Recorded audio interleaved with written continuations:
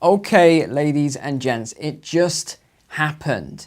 London has been hit by a mass power outage here, which is very interesting because what did we talk about on Wednesday, well, Monday and Wednesday, was that there would be more of these events. Of course, they're blaming it on, here it is, global boiling.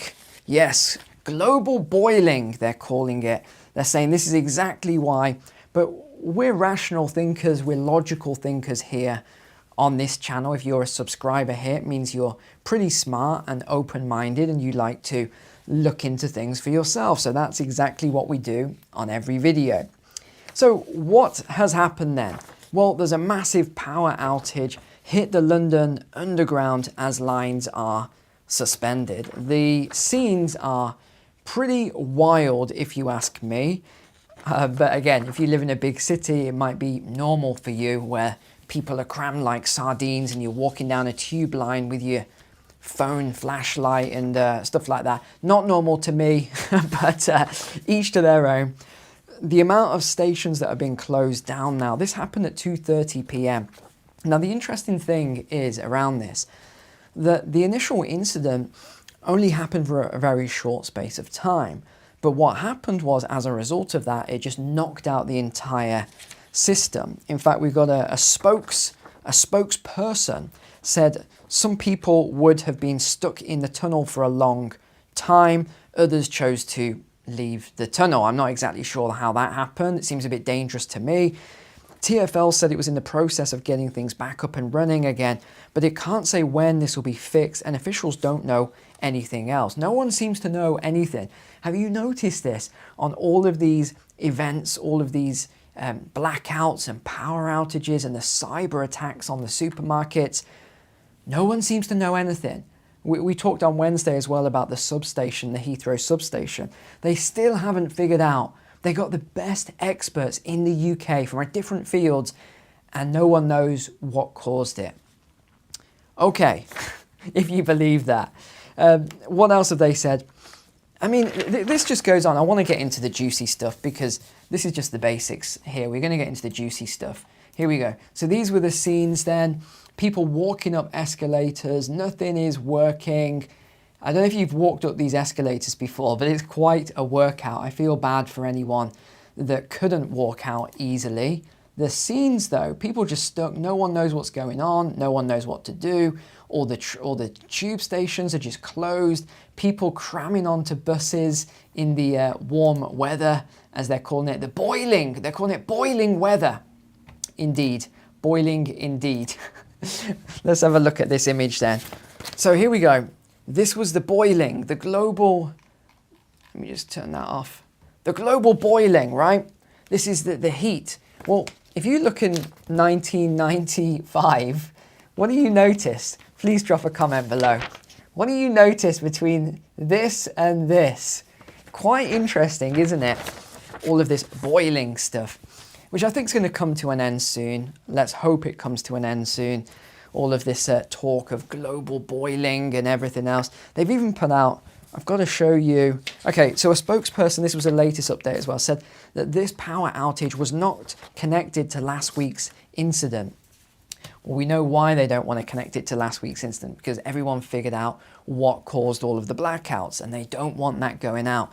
The politicians thought they were so clever doing that until they caused a massive crash. So what is some of the causes then? And then we'll get on to some of this other stuff, because I've got to show you all the fake propaganda that they're putting out now. Oh, this was a good picture. Look at that one. Look at that. These storms and everything. I've got to get onto all this in a second and these lies that they're putting out. But let's just look at the logic behind this outage first then. So this was a voltage dip. It affected low voltage power supplies in the area. And the interruption caused critical systems, including train signalling, to shut down, leading to significant delays and service suspensions across multiple lines. Okay, pretty standard. There was Bakerloo and Waterloo lines went down, Jubilee line down, Northern line. I mean, these are pretty much all the main lines. The Elizabeth line, which of course goes to Heathrow Airport. Why is it always Heathrow? There's something weird about Heathrow Airport that keeps getting affected. There was another fire. Did you know this? This is like 2 fires now. And now we've got this that no one could get from Heathrow. Drop comments, please. There's something weird going on with Heathrow. London Overground as well went down. So London Overground. What's the current status as of recording right now or streaming? Many services are still down or disrupted. Transport for London is working to reset all the systems, but they said that they don't know how long it's going to take. It's a huge system, and they just aren't prepared for things like this. This incident underscores the vulnerability of critical infrastructure to even very short power disruptions, highlighting the need for robust contingency planning and infrastructure resilience. Good luck with the Labour government of the UK trying to tell them this. Yeah. Okay, let's have a look then. What could have been some of the scenarios? Just made some notes for you here. Number 1, grid equipment failure. Let's be honest, that's probably partly what it could be. I don't buy into one of the things that came up, and that was this global warming, global heating, global boiling, or the overheating of the stuff. I mean, we're not seeing record temperatures like they keep lying on the BBC. Oh, record temperatures and all this. It's not. Just use your brain. Look at and remember, actually, don't even research online because things have already been changed.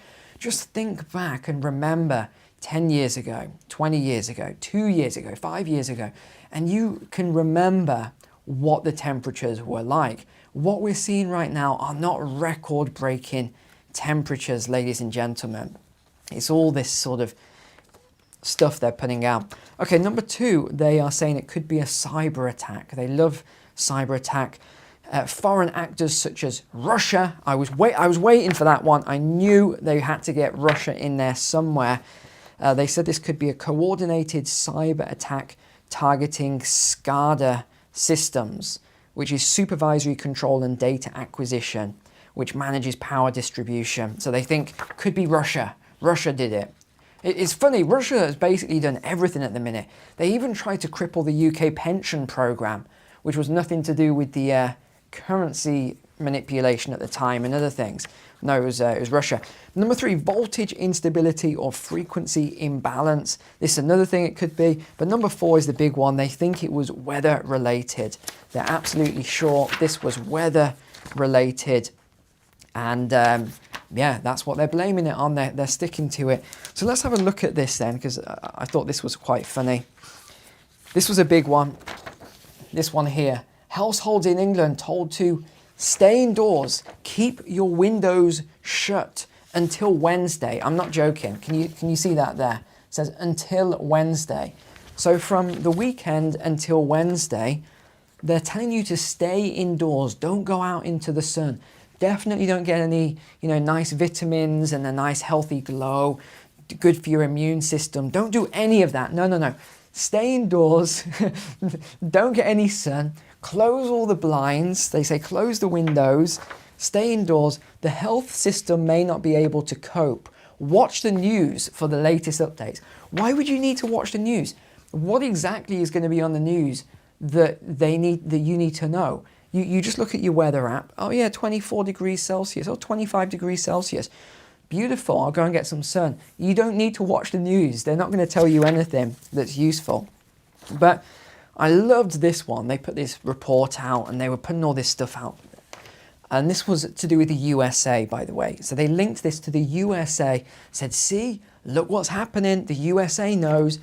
Okay, so they said then, and I quote, of all major US power outages reported from 2000 to 2023, 80% were due to weather. And it talks about heat, global boiling, all this heat. Well, this tiny little pie chart here, which I don't expect you to be able to see because I had to almost get out a magnifying glass myself. Let me just break this down. Heat is this tiny little red slither there. It accounts for 3%. 95% was cold cold weather, snow, freezing, and storms and hurricanes. So just so you know how to understand and not get manipulated by this stuff, the extreme heat they're talking about accounted for 3% of these outages. The freezing cold weather and storms was 95%. Okay, so just so we're clear on that, so when you hear people, wherever, you know, in public telling you, oh, it was from all this global boiling, you can say, actually, no, it wasn't. Here's another one. Look at this. This is BBC Science Focus. They're telling you about all this extreme weather that's about to hit, all because Trump is pulling back on his climate commitments. Well, he's actually not, because he didn't make those commitments in the first place. But either way, this was another one they've just done. Look at this. The world's power grids are failing as the planet warms. I mean, you've got to be... I mean, this is just a bombardment. It is literally just bombarding you non-stop, because they know they're losing the power now. They're losing control of this narrative that, you know, you've got... It's a failing narrative now. People are seeing what's happening, and it's falling apart, basically. So I saw this one as well. This was another interesting one here. UK households, we talked about this, told to stay indoors for like 5 days, basically. But what made me laugh, it said, record-breaking temperatures could hit 25 degrees Celsius. For everybody that doesn't use Celsius, that's 77 degrees in Fahrenheit. That to me is just a lovely, nice day. A little bit on the warm side if we've got some humidity with it. Might get a little bit sweaty, but I think we all own a shower or a washcloth, so I think we can cope. Oh gosh. Brits are bracing for a scorching day with temperatures about to soar. They've issued a severe weather warning. Hold on, we've got to get this again. Where's that? Where is it? We've got to get this again. Yeah, temperatures are about to soar. Look at that. You're going to boil. You're absolutely going to boil in 25 degrees, 77 in Fahrenheit. They then say some stuff about UV rays, which is absolute nonsense. A simple search online told me everything I needed to know about UV rays. I'm kind of an expert after 20 minutes of research here. They talk all this nonsense, saying that these UV rays between 11 a.m. and 3 p.m. are what cause sunstroke and heat exhaustion, and this is the reason. And they go on to talk all this nonsense about. They don't even include water, right? You'd think they would talk about hydration. Make sure that you've got some water. Put a little bit of salt in there, some electrolytes, right? Just make sure you're well hydrated. Maybe a hat, something like that. Keep the sun off your head. Nope, none of that. They talk about these UV rays that bounce all over the place, and that's what gets people. Nothing to do with hydration or anything like that. No, all this is, it says because we're overly populated now, this overpopulation, something about hay fever as well. Be careful. It could be dangerous if you've got hay fever. I mean, yeah, you could get a very bad case of a runny nose, itchy eyes. Be careful. The NHS has issued advice for those venturing out. If you have to go outside, only do it in absolutely critical situations. Stay in the shade. Wear sunscreen. Don't exercise. So don't go to the gym. Don't do any outside exercise in the beautiful sunshine. Gosh, if there's anyone watching from warm states here or warm climates, you're probably laughing at just how absurd the British media and National Health Service are. I mean, this goes on and on and on. They say, make sure to close your external shutters. When was this written? Like, who? I mean, who owns external shutters? I know in other parts of Europe and other places it's very common, but I don't know that many. There are some houses, I've seen them, but the majority of houses don't have external shutters. I don't know where they're getting that from. The British Red Cross has said as well, you need to block out the sun, hang your bed sheets or towels over your windows. Honestly, I could go on and on and on with this. This is insane. Then, of course, they link to this article. What is this? The secret government unit planning to dim the sun.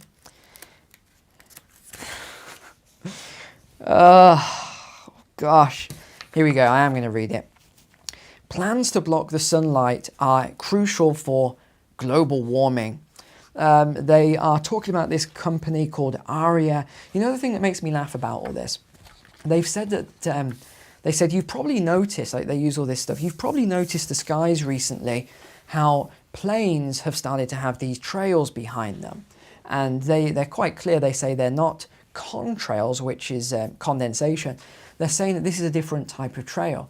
Recently, I mean, we've been seeing these things for years and people have been talking about them.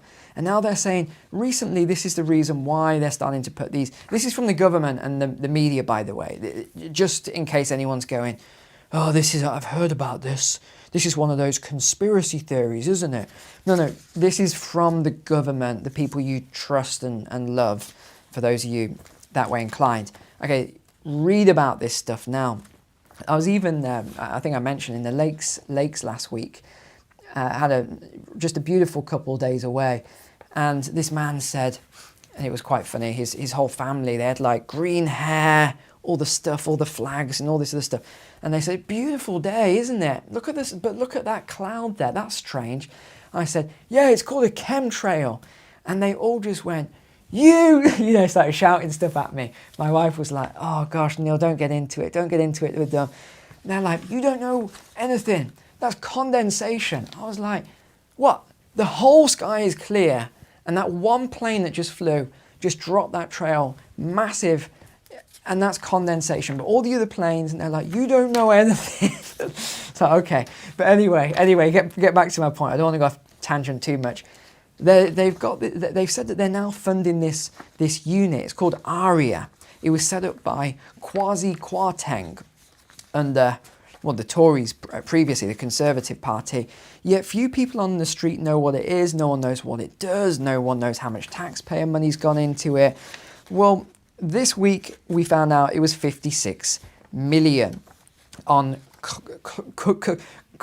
cooling projects. It's got like 3 C's in a row here. I'm not going to read them all out, which are designed to create a sunshade for people to help with our health. Actually, it's the opposite, so it's a complete lie. Sunshine helps with your health. Please, you can do a Google search, whatever you want on that if you don't believe that. It actually helps the sun. We need the sun. Everything needs the sun. The UK gets almost no sun as it is, so we definitely need those rays and the sunshine. But they want to block it out. They've got all these images, how they're going to do it with the planes and all this other stuff. But what's ridiculous is they're saying they're about to do all this. They've been doing this for years. They've been doing it for years and then calling people conspiracy theories who pointed out the fact they've been doing it. Now, we've had Professor Mike Hume of Cambridge University saying that this is very dangerous. These technologies are very dangerous. They're impossible to prove safely, effective, and they may not be reversible. Once he talks about how once it goes into the soil, it could be irreversible. You can't get it out of the soil once these metals are dropped. We also have, these are the salaries. Are you ready for this? The salaries are outrageous. 450,000 for the Ilan Gur, 3 times more than the Prime Minister. Antonia Jenkinson, Chief Finance Officer, £215,000. Pippi James, Chief Product Officer, £175,000. 4 million just on wages of a handful of staff. It is almost unbelievable. Just 4 staff members are getting £1 million. They also just got extra money to do a trial of a brain-computer interface. Okay, the government has given them free rein to do what they want for scientific purposes. This came all under emergency powers during the lockdowns. And I have got loads more to talk about, but I'm going to cover this on another one, or I might do post it to X actually, because there's still more to talk about. But we're out of time for today. Thank you so much for being online. I doubt this is going to get many views, might even get a censorship. Pretty pretty good topics we've talked about. We're already seeing the dislikes. Make sure to click like to balance out. I'm seeing all these dislikes on my monitor here. Some people can't handle the truth. Share it with people as well. All right, take care. God bless. See you on Wednesday now.